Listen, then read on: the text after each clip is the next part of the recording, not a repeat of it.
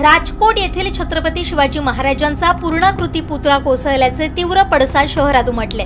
आमदार वैभव नाईक यांच्यासह संतप्त शिवप्रेमींनी येथील सार्वजनिक बांधकाम विभागाच्या कार्यालयात धडक देत तोडफोड करत निषेध केलाय। पुतळ्याचं काम निकृष्ट दर्जाचं झालं असून याला नौदल विभाग, सार्वजनिक बांधकाम विभाग हेच जबाबदार असल्याचा आरोप शिवप्रेमींनी केलाय। पुतळा कोसळल्यानं भावना दुखावलेल्या संतप्त शिवप्रेमींनी मेढे येथील सार्वजनिक बांधकाम कार्यालयास धडक दिली। यावेळी बांधकाम विभागाकडून बोगस कामं होत असल्याचा आरोप करत आमदार वैभव नाईक यांच्यासह संतप्त शिवप्रेमींनी कार्यालयाची तोडफोड करत तीव्र निषेध केला।